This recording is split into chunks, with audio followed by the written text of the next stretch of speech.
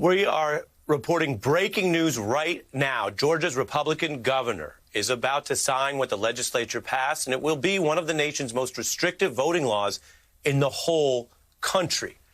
What you're looking at here is Governor Brian Kemp here. He's speaking. We're not actually going to take his remarks, although we have the information, but he is explaining why he is about at the precipice of signing this controversial legislation.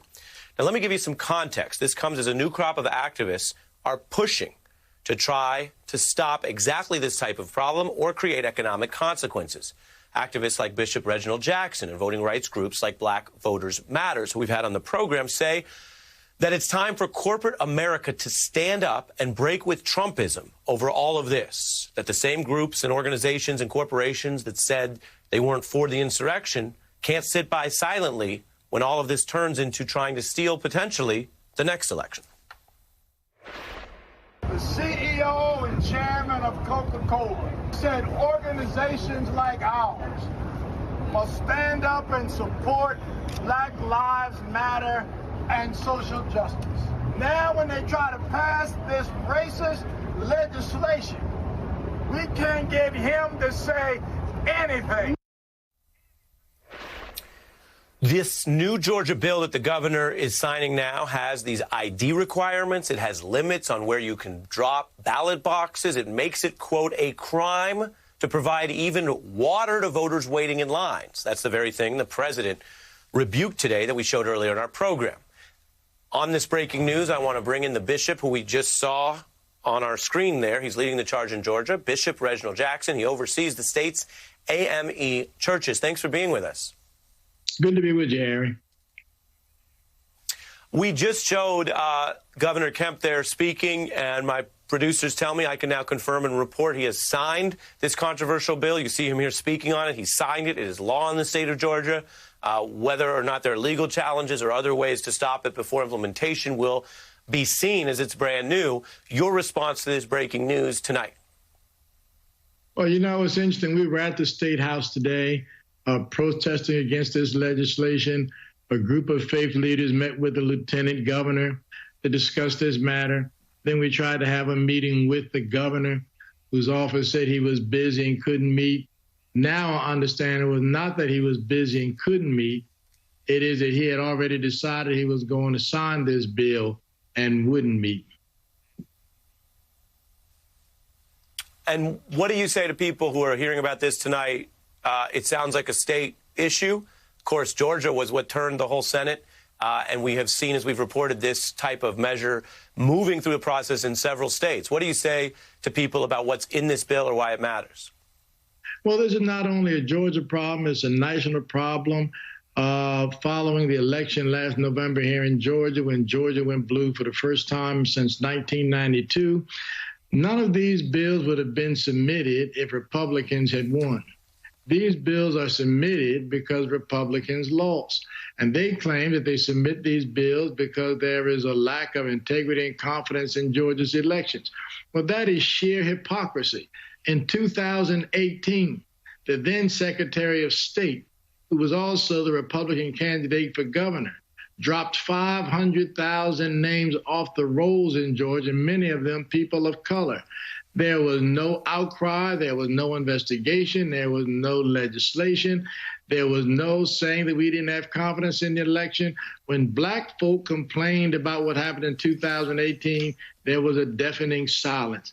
When the former liar-in-chief said the election was stolen from him, all of a sudden Georgia had no confidence in this election. There were 3 recounts, 1 audit, court case after court case, nothing. And they still claim they passed this law today because of the lack of confidence.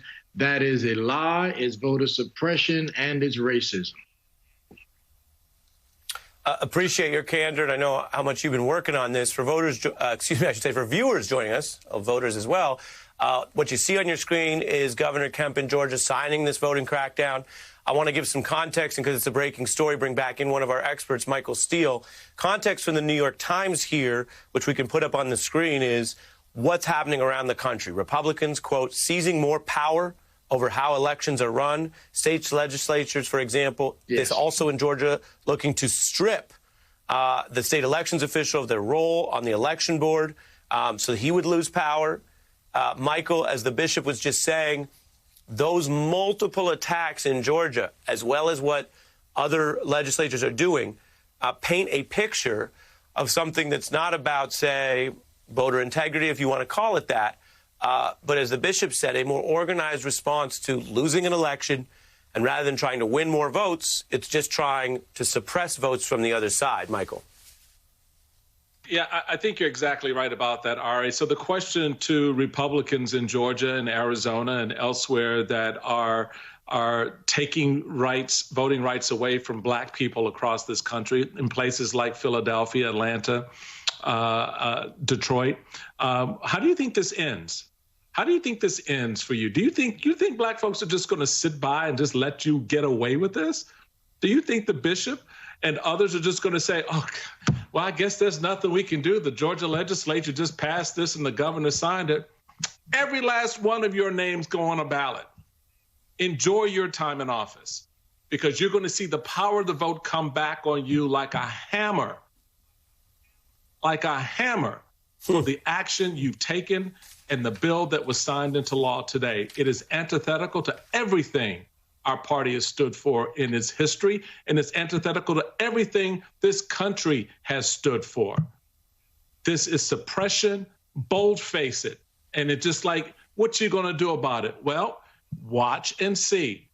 There are consequences here. Don't just think people are going to roll over. You can't have a drink of water brought to you while you're standing in a line to vote. By the way, a line created by policies like this, when you move good working machines out of black neighborhoods and put in bad machines, or you don't fix the machines that are there, or you move polling places. So now instead of maybe 1,000 people during the course of a day going to that poll, 3,000 people show up at that poll that's built to accommodate 1,000.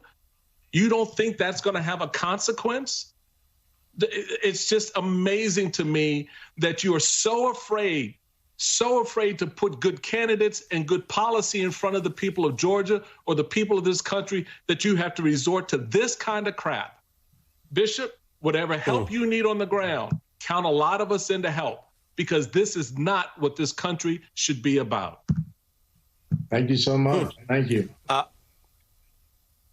Michael Steele, reacting to this, we were just showing, we had the video feed there, you saw Governor Kemp signing the bill and ultimately walking off. Before I lose you, Bishop, I want to show some of that backlash effort. Coca-Cola, one of the companies that's responded to your and other activist push here.